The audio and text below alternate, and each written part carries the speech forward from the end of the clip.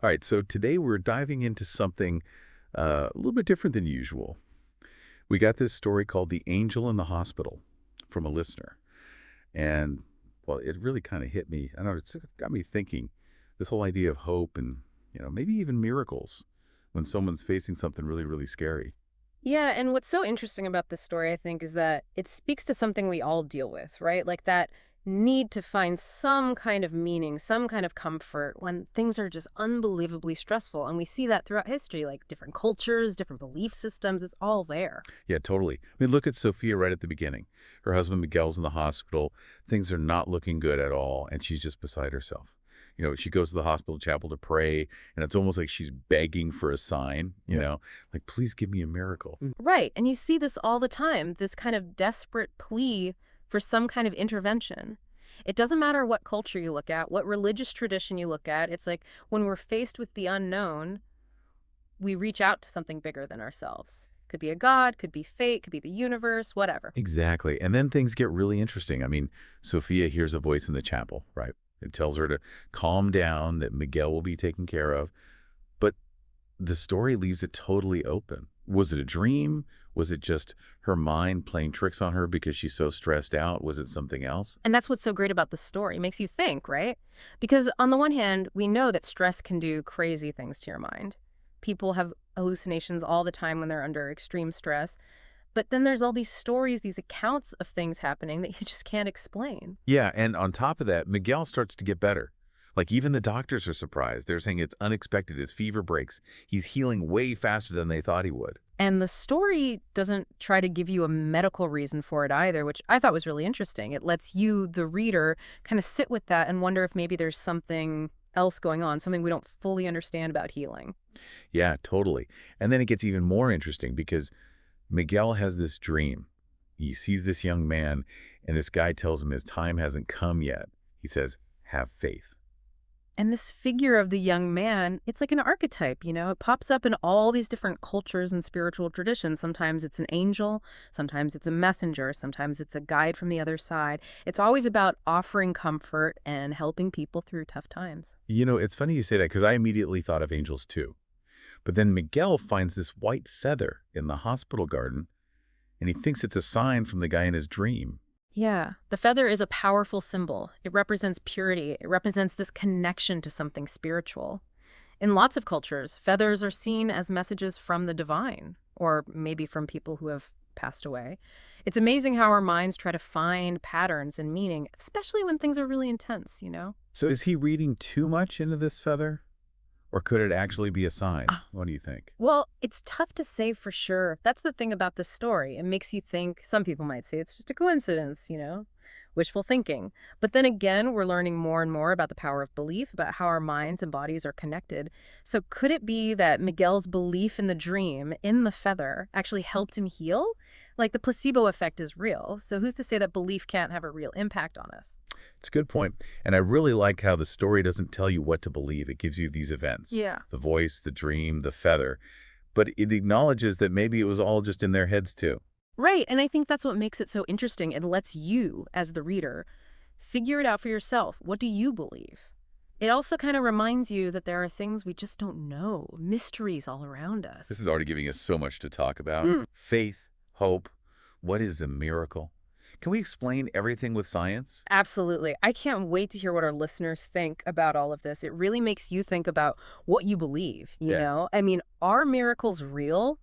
Or are they just stories we tell ourselves because life can be so hard? It's a big question. Mm-hmm. And I like how this story doesn't give you any easy answers, right? Yeah. You've got all these things that could be supernatural, the voice, the dream, the feather, but it also could all be in their heads because of everything they're going through. Right, and I think that's what makes it so powerful for people. We've all been there, right? We've all felt that hope and that despair. We all want to believe in something bigger than ourselves, something to hold on to. Yeah, absolutely. Mm. And with Sofia and Miguel, it's even more intense because it's literally life or death. Finding some kind of meaning is everything. And that brings us to this question of what faith really is. Is it just blindly believing something no matter what? Or can it be something that helps you get through tough times? Like, does it give you strength? That's a tough one. I mean, with Sofia, in the beginning, she's lost, right? It's like she doesn't have any faith left. She feels like whatever she used to believe in is gone. Yeah, and you see that a lot, you know? This feeling that God or whoever you believe in has abandoned you. It's a classic theme. But then things change for her when she hears that voice in the chapel. Whether it was real or not, it seemed to give her back that faith, that strength to keep going. And it's not just Sofia. Yeah. Miguel has that dream. He finds the feather, and that seems to be giving him something to hold on to as well. Yeah, exactly. And here's where it gets interesting. It's not like the story says you either have faith or you don't. It shows how faith can change. It can be tested, it can be shaken, but it can also come back stronger than ever because of what you go through. Yeah, and it doesn't always have to be about huge miracles or seeing angels. Sometimes it's just those little things, those little moments where you feel like, okay, maybe I'm not alone in this after all. You got it. The story doesn't make you choose between science and believing in something bigger than yourself. It just says maybe there are things we don't understand yet. Maybe both can be true. It's like it's saying, hey, what do you think? What makes sense to you? Exactly. I like that because it respects the reader. It lets you think for yourself instead of telling you what to believe. There's one line from Sofia that just stayed with me. She says, maybe angels don't always come with wings, but they come when we need them most. I don't know about you, but that really hit me. It's a beautiful line, right? It makes you think maybe there are people all around us, helping us, guiding us, even if we don't realize it. Like maybe anyone can be an angel. Maybe an act of kindness, being there for someone, just listening. Those things can be just as miraculous as anything else. That's a great point, and it gets to the heart of it. What is a miracle? Is it something supernatural, or could it be something as simple as someone listening to you when you need it most? Or a stranger being kind for no reason, or just seeing something beautiful that makes you feel better. Yeah, exactly. And I think this story tells us to be open to those little miracles, the everyday stuff that we might miss if we're not paying attention. It's all about how you look at the world, isn't it? If Yeah. you look for the good, the magic, and the everyday, maybe you'll start seeing miracles everywhere. And maybe that's the biggest miracle of all. It's funny when you talk about that, like finding the magic in the everyday. Yeah. It makes me think about all the times I've just kind of dismissed stuff. Yeah. Like little coincidences or someone being nice. Just it's like, Uh, oh, yeah, whatever. Maybe we need to rethink what a miracle even is. I think you're right. We always think a miracle has to be this huge thing, like breaking the laws of physics. But what if it's just like a really deep connection with someone, or feeling like you're really understood, or just, out of the blue, you feel happy for a minute when everything's been kind of dark. It's like that quote, I can't remember who said it, but it's like, miracles aren't against nature. They're just against what we think we know about nature. Yeah.